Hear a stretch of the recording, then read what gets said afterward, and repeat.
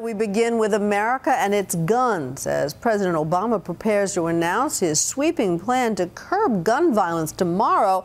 Across the country, millions have already rushed out to buy a record number of new guns. And one man who thinks that's a very good thing, radio shock jock Alex Jones. He made national headlines last week with a fiery pro-gun tirade that quickly went viral. And that's not all he's got to say. Here's ABC's Dan Harris.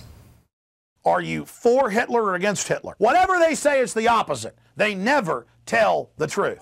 Tonight, as millions of Americans worry about the government taking away their guns, this man, Alex Jones, is pushing a lot of buttons. And I'm here to tell you, 1776 will commence again if you try to take our firearms. We will not relinquish them. Do you understand? The Republic will rise again when you attempt to take our guns. When Jones went on CNN's Piers Morgan tonight, Alex, why'd our government ship guns into Mexico? Alex, to discuss gun control in the wake of the Sandy Hook massacre, you're a hatchet man of the New World Order. He created a sensation. This video went massively viral.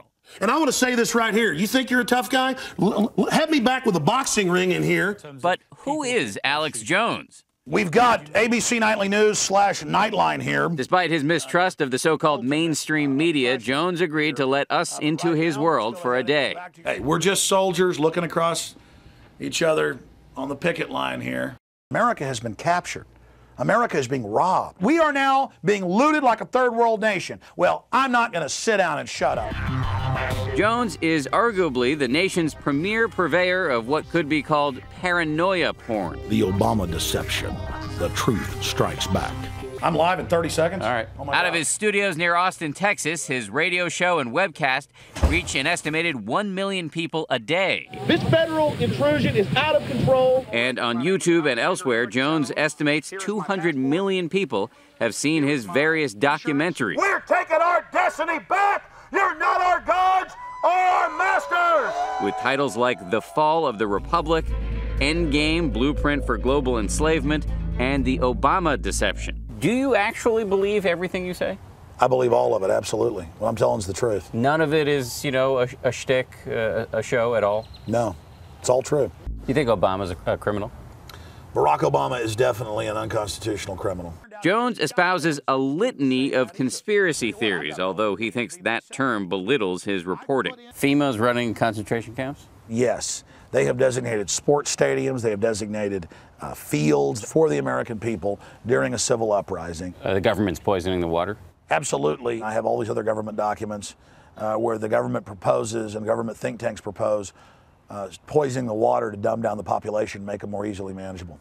9/11 was an inside job?